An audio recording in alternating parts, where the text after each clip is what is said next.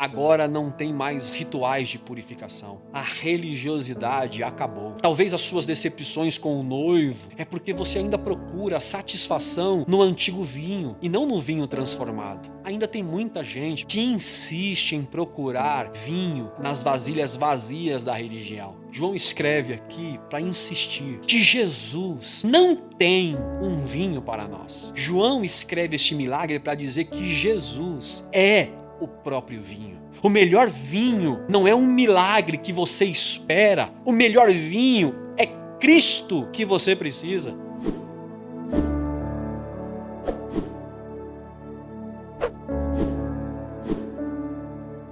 Então, gente querida, semana passada nós iniciamos a série Os 7 Milagres do Evangelho de João.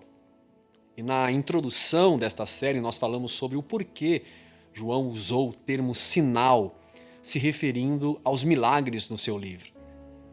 E a proposta de João não era apontar os sinais como uma finalidade, como um fim em si mesmo, mas apontar com os seus sinais, os sinais registrados no seu livro, a pessoa de Jesus Cristo.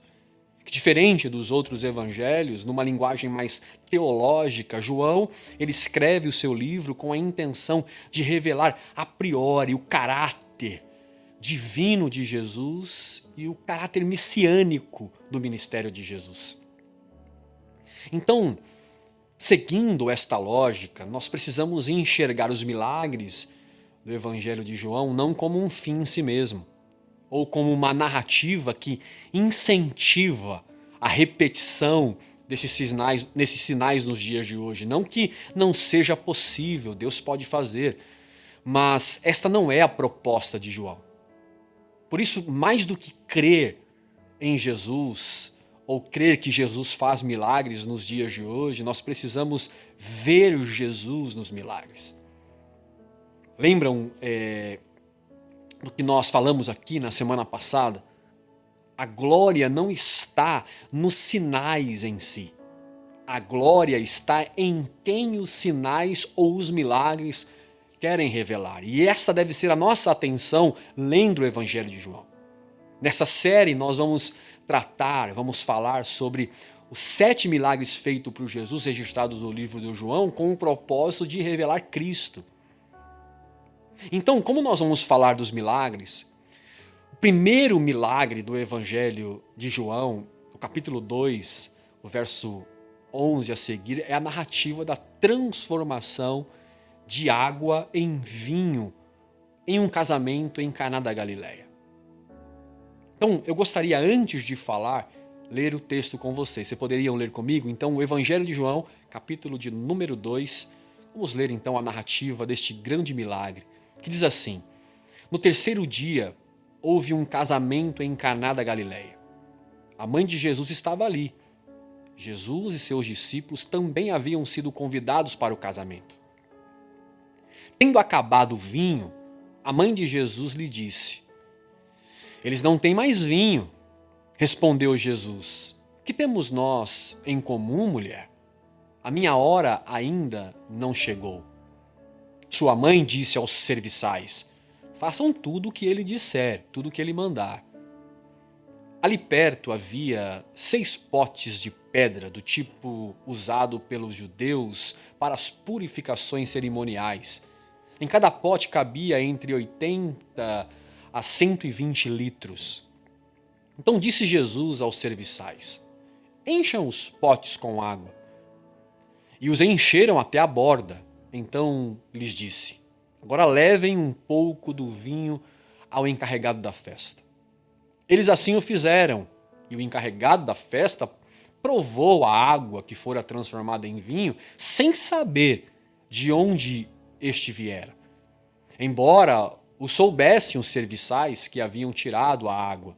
Então chamou o noivo e disse: Todos servem primeiro o melhor vinho, e depois que os convidados já beberam bastante, o vinho inferior é servido.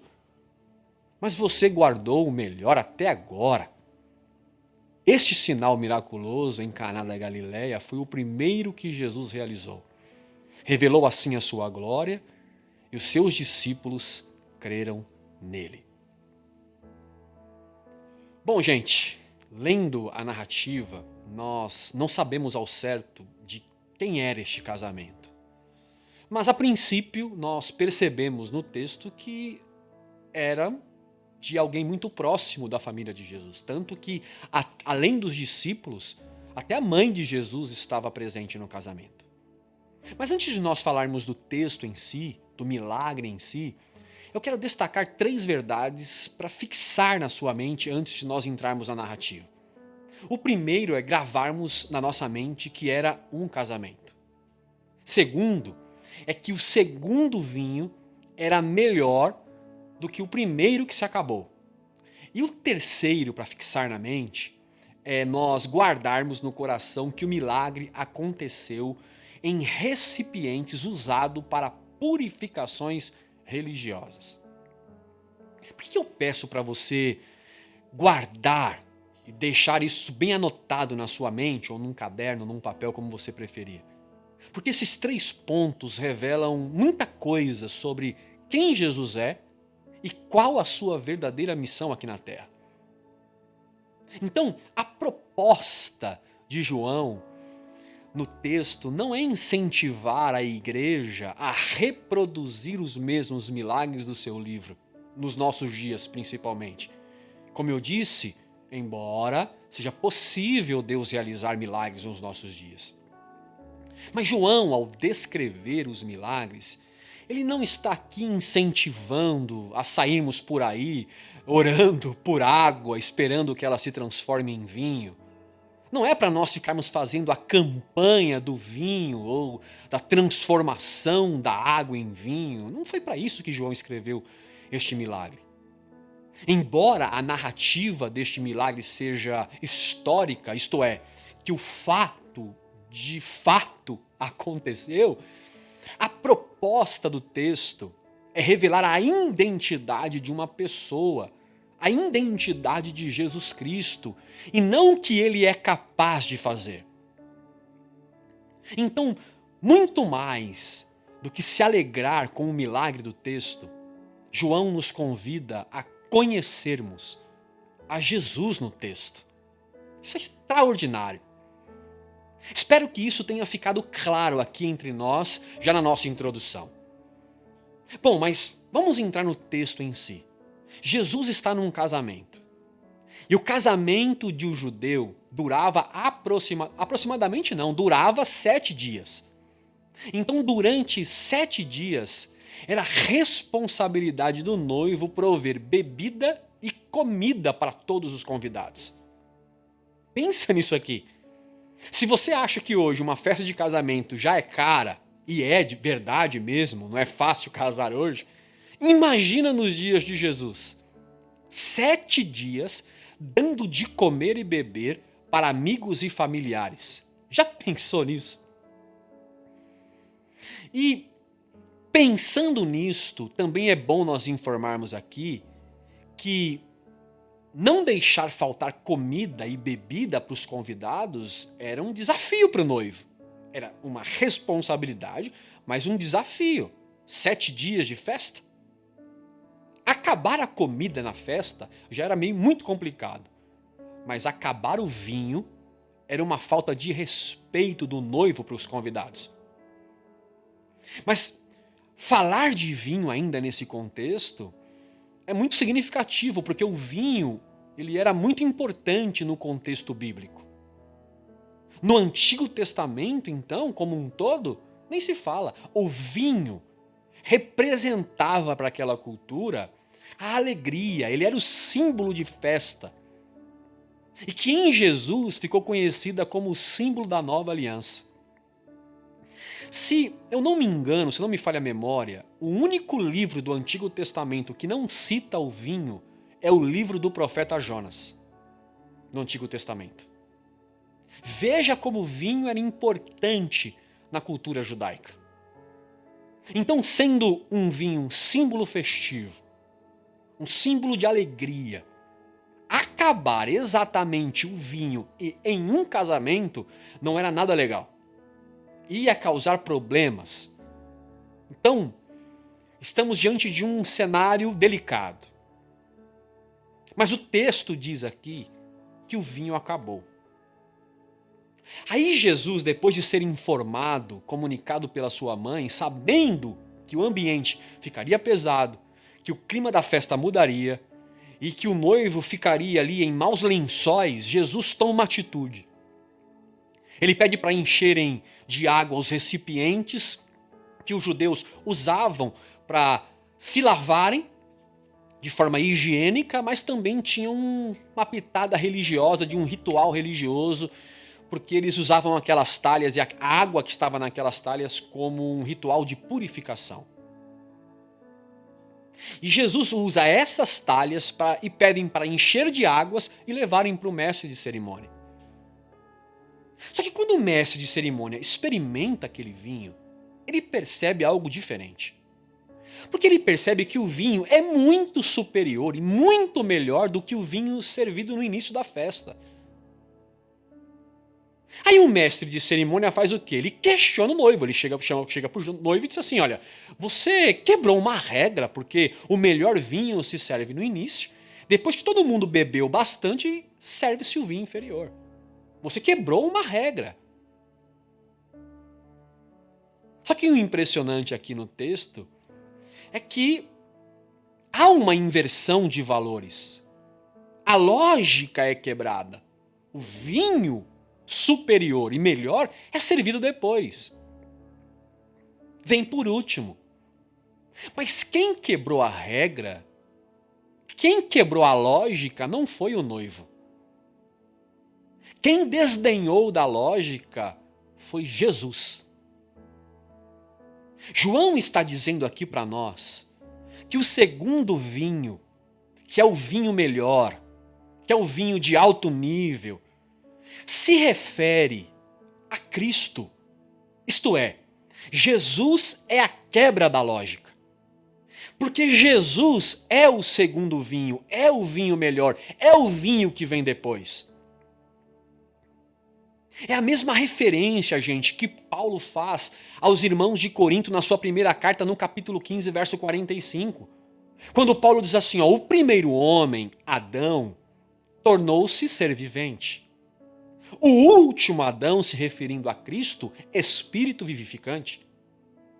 Paulo diz assim, não foi o espiritual que veio primeiro, mas o natural. Depois do natural, depois dele o espiritual. O primeiro homem era do pó da terra, o segundo homem do céu. Gente, comece a entender agora o princípio atrás do sinal que João está escrevendo. Então nós acabamos de citar uma ideia de Paulo, e Paulo está dizendo aqui que Cristo, o que vem depois, é melhor e maior que o primeiro, o Adão do Éden. Para João, escrevendo o seu livro, Jesus com este milagre, ele está sinalizando para todos que iam ler que o que veio depois é o melhor vinho. Tome nota disso aqui. O primeiro vinho acabou, mas agora o segundo vinho veio para trazer uma alegria que nunca ninguém havia experimentado, como foi o mestre de cerimônia, dizendo, esse é o melhor vinho. Essa é a ideia de que o segundo é melhor e maior do que o primeiro. Essa ideia está em toda a Escritura. Vamos voltar lá para o Gênesis. Quem é o filho da promessa no Gênesis? Esaú ou Jacó? O filho da promessa é o que nasceu em segundo lugar, Jacó. Qual é a casa no Antigo Testamento com mais glória? A primeira ou a segunda casa? Segundo Ageu, a segunda. Lembram do texto do profeta Ageu? A glória da segunda casa será maior do que a primeira, referindo-se a Cristo, porque o nascimento de Cristo seria muito superior ao nascimento de Adão. Por isso que a segunda casa é Cristo, ele é o segundo templo. E ele mesmo disse isso, Jesus, em João 2,19. Eu derrubarei o templo. Já leram esse texto? O primeiro templo. E em 3 dias levantarei, se referindo a si mesmo na ressurreição, porque Jesus é o segundo templo. Agora, se Jesus é o segundo vinho, se Jesus é o melhor vinho, o que vem por último, o que então representa aqui, por João, o primeiro vinho que se acabou? Tudo indica que João se referia à religião. João conta que Jesus usou as vasilhas que eram usadas pela religião para fazer o milagre. Aquelas 6 vasilhas que Jesus pediu para encher de água, gente, elas eram usadas, como eu disse aqui, para purificação e tinha um princípio religioso nessa lavagem. Elas eram usadas não só para se limpar fisicamente, mas também era usada como um ato de purificação espiritual. E olha que interessante, Jesus faz questão de usar as vasilhas do ritual para revelar que a verdadeira purificação está no seu nome. Então o foco do milagre aqui no Evangelho de João, da água em vinho, não é a transformação desta água para o vinho. O foco aqui é a substituição do antigo vinho pelo novo vinho, que é muito, mas muito melhor. Esse texto está nos dizendo que a religiosidade, que as cerimônias de purificação, que as lavagens estéticas, estereótipas, já não fazem mais sentido. Isto é, os homens e as mulheres não precisam mais da água para lavarem, para se purificarem no espírito, mas precisam do novo vinho que as transformam. Jesus, gente, transforma a água em vinho para dizer que transformar água em vinho é transformar a religiosidade morta, insípida, sem sabor, pelo vinho novo da alegria. Vinho este com um novo sabor, um sabor surpreendente, que só pode ser encontrado em Jesus de Nazaré. Vocês entenderam o porquê o segundo vinho é melhor que o primeiro? Vocês percebem que a gente lê o texto e foca o milagre, o acontecimento, e não consegue enxergar o que está revelado por trás dele? Gente, Jesus é o segundo Adão. Ele é o segundo vinho. Ele é a substituição do antigo que acabou para se tornar o novo, o melhor vinho. Jesus quebra a lógica. Jesus vem depois para salvar a brecha que o primeiro deixou. Vocês entenderam agora por que ele faz um milagre nas vasilhas cerimoniais da religião? Para nos dizer que a religião tem prazo de validade. Que a religião não é o melhor caminho para a purificação. Jesus ensinou que a verdadeira purificação não está na lavagem estética. A verdadeira purificação está na transformação do coração pelo novo vinho. Aleluias! Bom, e por fim, João nos diz que tudo isto aconteceu em um casamento. Será que vocês já captaram onde nós vamos chegar?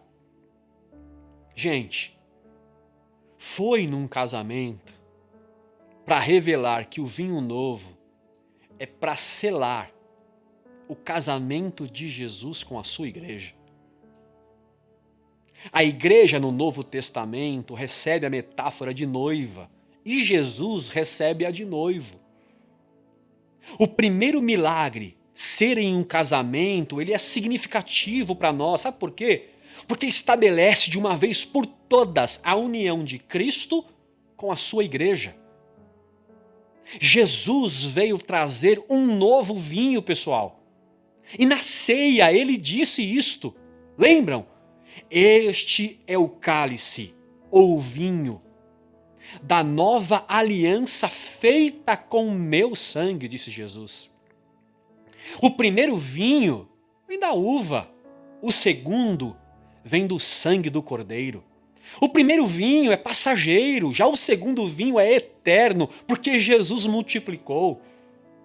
O vinho acabou porque o primeiro casamento do homem com a religião era sem profundidade, era inferior, sem alegria real. Por isso que o vinho acabou.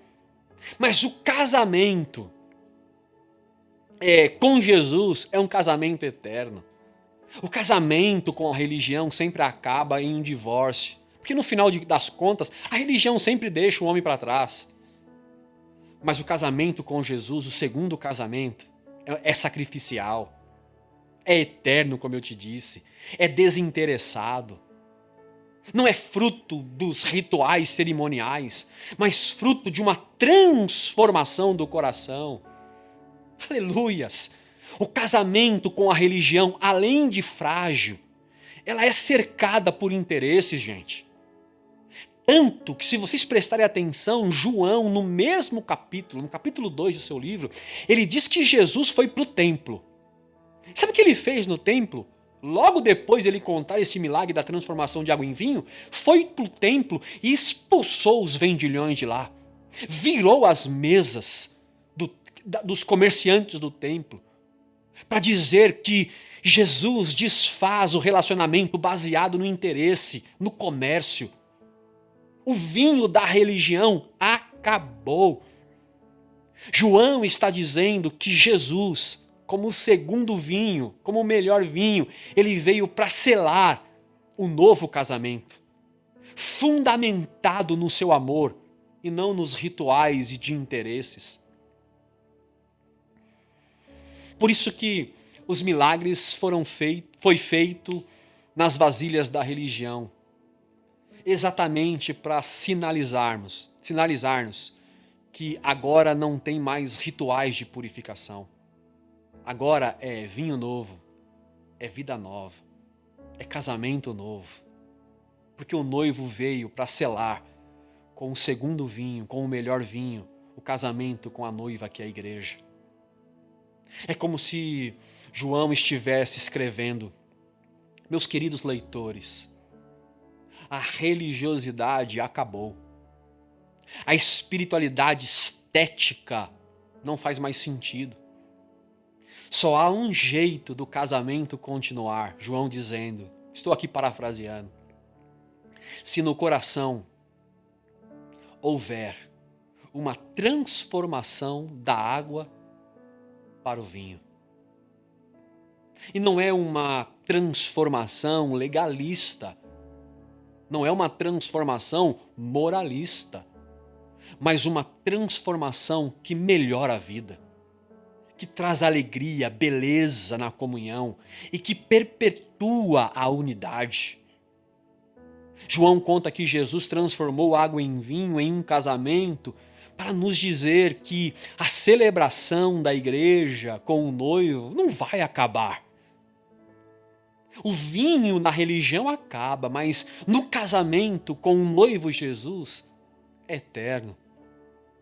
Jesus, ele transforma água em vinho, e João conta isso para nós, para nos dizer que o casamento não será manchado pela falta. Puxa, acabou o vinho. Foi bom enquanto durou. Este milagre quer nos ensinar que o verdadeiro noivo já providenciou a alegria que na religião não se pode encontrar. Talvez você veio aqui hoje, ou está assistindo a este nosso comentário aqui, e a sua alegria acabou. Ou talvez o seu prazer pelo Evangelho se esgotou. Porque ainda tem muita gente, pessoal, que insiste em procurar vinho nas vasilhas vazias da religião. Talvez as suas decepções com o noivo é porque você ainda procura satisfação no antigo vinho e não no vinho transformado.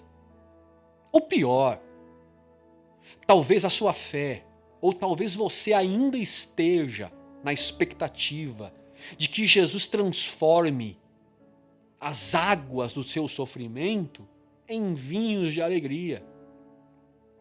João escreve aqui para insistir em nos sinalizar de que Jesus não tem um vinho para nós. João escreve este milagre para dizer que Jesus é o próprio vinho. Por isso que muita gente parou a festa, porque estão esperando um vinho que já chegou. Por isso que muita gente deixou de celebrar a vida, porque para eles o vinho acabou, porque eles estavam presos à religião. Porque ainda muita gente está parada no trecho que disse a mãe de Jesus, o vinho deles acabou. E não entenderam que o novo vinho já foi, não é será, já foi transformado. O melhor vinho não é um milagre que você espera. O melhor vinho é Cristo que você precisa. Guarde isso no seu coração. O melhor vinho não é o milagre que você espera. O melhor vinho é o Cristo que você precisa. E Ele mesmo disse isso a nós. Aquele que tem sede, vem a mim beba. E na ceia com os seus discípulos, vocês lembram? Ele também disse, este cálice de vinho é o meu sangue, ou representa o meu sangue, bebei. Fazei isto em memória de mim. Portanto, gente, não está faltando Deus transformar água em vinho para você.